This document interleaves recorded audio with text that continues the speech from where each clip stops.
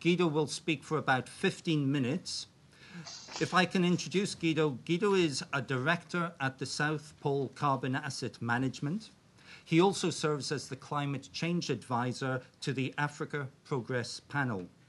After managing the UN Millennium Project, Guido led the MDG support team at UNDP until 2008. And Guido is coming in remotely now. Thanks very much. Thank you very much. I hope you can hear us loud and clear. Yep. Can you hear us? Yes. Yes, we can.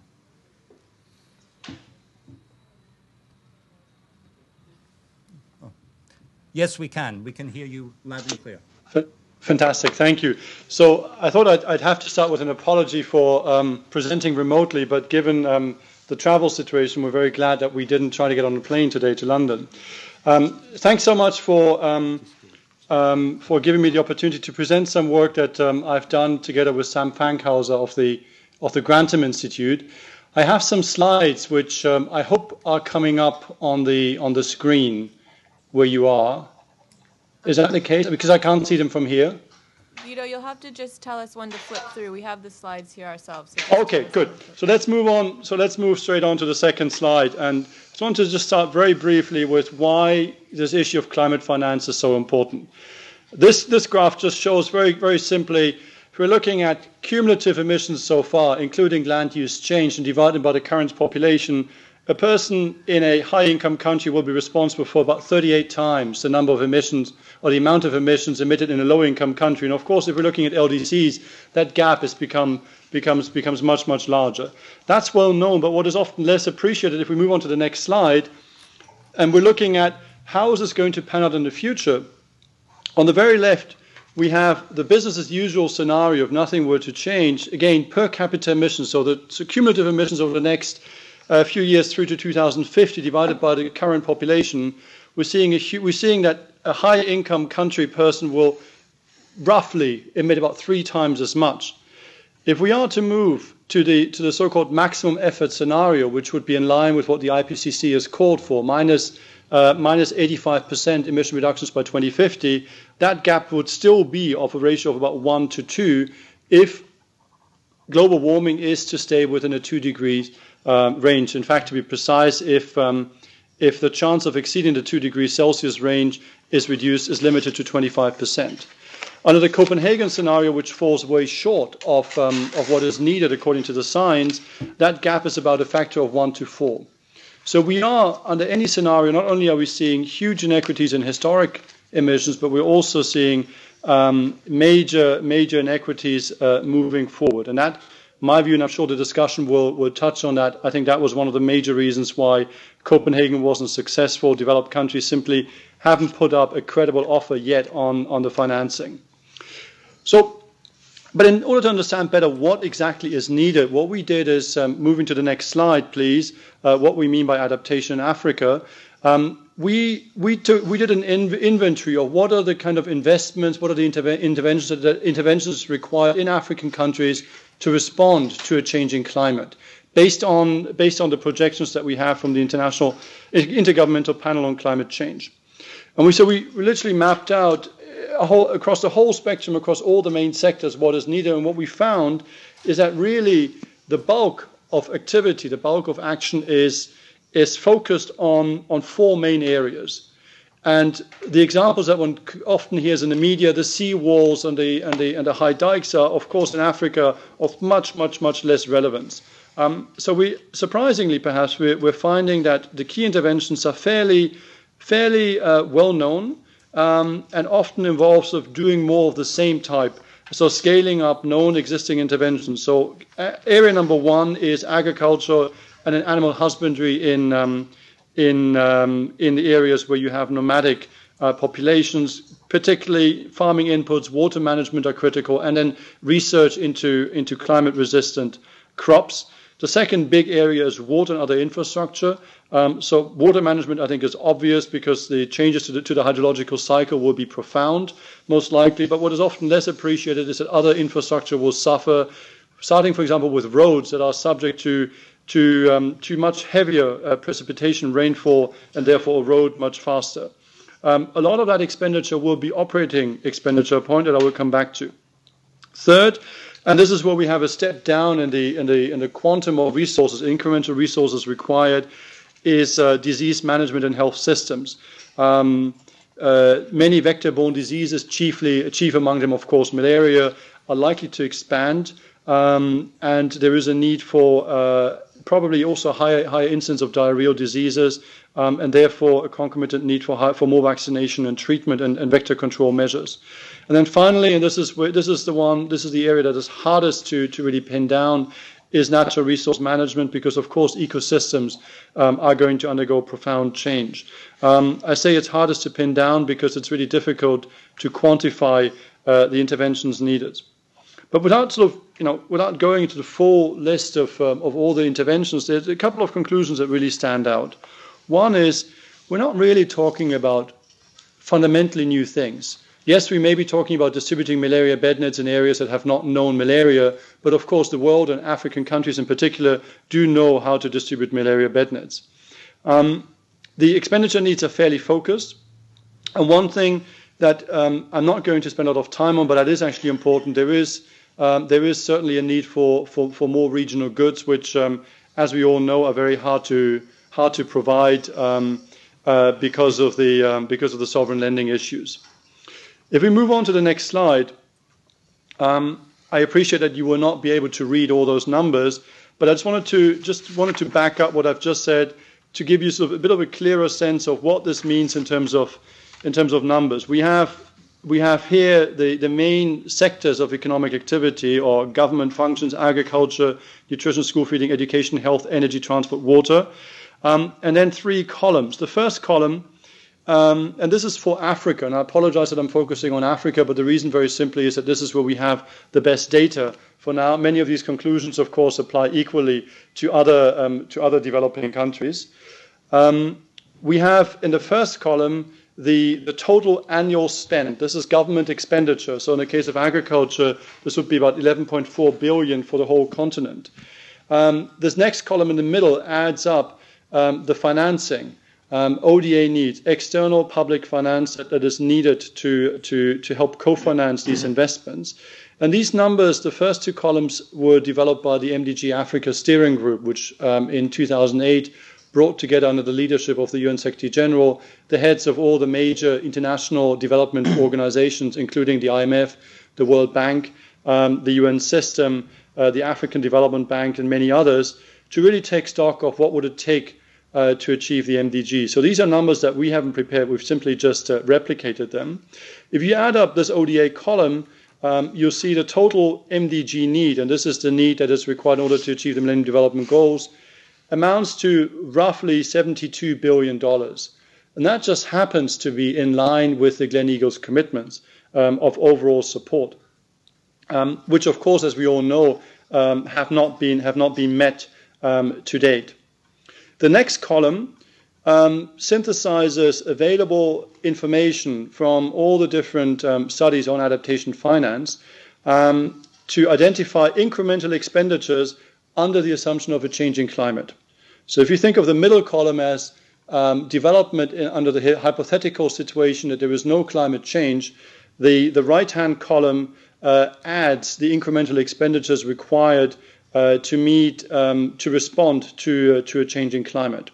What we're seeing is, in terms of orders of magnitudes, water and sanitation stands out as the big ticket item. So do the energy services and transport, and then of course agriculture. We expect, unsurprisingly, little change in some of the key social sectors like education. If we're adding this all up, and again, this is an imperfect exercise. It has to be at the level of ballpark figures, for it is at the entire continent. We're basically increasing total ODA needs from, at the very bottom in the middle, you see something like 82 billion by another 10 to 20 billion. So if one had to give one number, then the number that I would cite for Africa is that these are annual spends. The annual spending need in Africa for climate resilient development, in other words, development plus the incremental interventions required to adapt to a changing climate, add up to something like $100 billion. That, if we move on to the next slide, has a number of implications, operational implications for how we should think about adaptation finance. First, this provides one definition, and I know there are others, and we'll have a discussion on it. I know Nicola is going to focus on that quite heavily in her presentation. This provides one definition for additionality. The way I would like us to think about it is that because adaptation essentially is just an extension of the panoply of development interventions that governments need to program in partnership, of course, with the private sector, the overall resource envelope just increases. And so we need to be looking at the total envelope, and this is the $100 billion that I have just mentioned. Of those $100 billion, again, to stay at the level of Africa, roughly 1/5 is sort of pure, if you like, adaptation spending. The remaining 80 billion is are sort of the core development needs, which are operationally indistinguishable, because whether a bed net is for adaptation or for development, ultimately it doesn't matter, and it mustn't matter operationally. Those all need to go through the same channels. But it allows us to think, I think, in very practical terms about what we mean by additionality. Additionality is the incremental expenditure that is needed above and beyond the resource envelope that has been promised in order to meet development needs, and those I approximate by the Millennium Development Goals, which are the world's shared goals for development. Imperfect as they are certainly the best that we have. And so the incremental additional expenditure for climate change adaptation is 20 billion, but that, of course, must not absolve developed countries of honoring the other commitments that have been met, because they are required. The second point on this slide is, as I've mentioned, adaptation really is about scaling up proven intervention. I think that point is important because we all too often tend to mystify adaptation, and that is not helpful. Ultimately, it boils down to, in my view, very, very practical things that can be scaled up through governments. Point 3 is that adaptation requires largely grant financing. That is not surprising when one thinks about Africa, but the same applies also, perhaps more surprisingly, to some of the other developing economies. So we really are in the realm of public expenditure. There is no private market at a significant scale to provide these financings. And critically, we're talking about a large share of operating expenditure. Operating costs, which traditionally the development system has been very bad at programming at scale over multi-year periods on a predictable basis. So all of this means that really we're talking about program-based approaches for adaptation. And I think looking at adaptation with a notable exception of key regional goods, thinking about adaptation as another avenue or needs for project-based financing, I believe, would be a grave error. Finally, as I've said at the outset, adaptation and development really need to be seen as two sides of the same coin. They need to be programmed together. That means funding must go through, at the recipient country, where possible, must go through the responsible sector and line ministries. If a country needs more malaria bed nets, those have to be distributed as part of the malaria bed net distribution campaign, not through some separate campaign, perhaps housed at the Minister of Environment, because that's where adaptation is, for whatever reason, seen to be having its home. That would make no sense. So disbursement must be common at the country level, but also, to the extent possible, at the international level. I would be very worried about adaptation funding along the lines of the GEF, the Global Environment Facility, that sets up its own programming arrangements for areas for which we already have perfectly scalable systems in place, like as in the case of infectious diseases with the Global Fund for AIDS, TB, and malaria. It has to be, as I said, it has to be programmatic finance. It should be against country-led strategies. And then the final point is macroeconomic stability. Is if one looks at the numbers on the previous slide, the really very large numbers of incremental public expenditure, it raises the obvious question of how can this be programmed in a macroeconomic viable sense. And this is something that the IMF looked at in great detail as part of the MDG Africa Steering Group, not just at a regional level, but they actually conducted a number of in-country studies, so-called under the rubric of Gleneagles scenarios. So trying to think through what would it mean for Mali, for Niger, for Togo, and a number of other countries in Africa if the Gleneagles commitments were implemented, were followed upon in those countries. And what they found is that there was no barrier, no fundamental barrier from a macroeconomic standpoint towards increasing the resource envelope, provided that a number of fairly commonsensical conditions are met. One is all the expenditure needs to be entered into common macroeconomic framework. So again, we can't have large projects that are unconnected and that are not pulled together under macro framework developed at the Ministry of Finance and the central bank. It has to be predictable funding, critical for operating expenditure. Again, this is where donors currently fall very, very short. And it has to be focused on high-impact interventions. In other words, financing investments in productive capacities, broadly speaking, including human capital, not mere consumption. That is, under those terms, the concerns about Dutch disease-type phenomena can be avoided. And looking at the incremental expenditure that is required for adaptation would suggest that those incremental needs can probably also be met within a macroeconomically viable framework. I'm using the conditional here because that analysis, based on these numbers which I presented earlier, hasn't been conducted yet at the country level. But I see no reason to believe that it would fundamentally alter the findings made by the IMF in the previous studies. Let me just conclude, and I know Jessica is going to discuss this in more detail.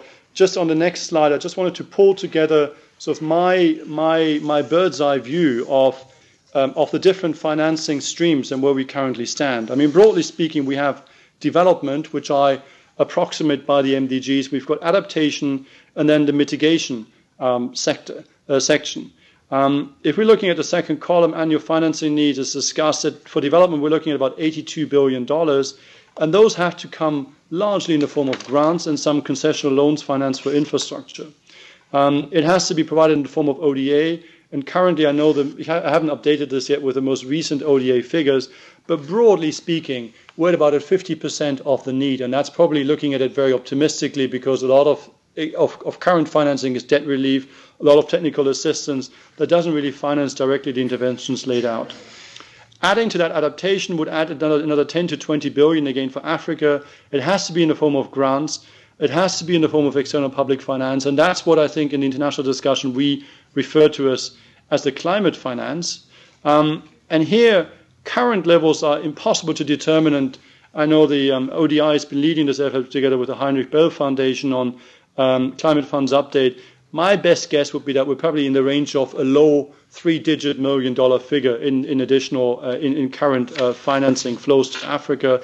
And then mitigation for Africa is hard to determine, but if one follows Lord Stern's assessment in the range of 1 to 2% of GDP, that's where private players, private markets can come in.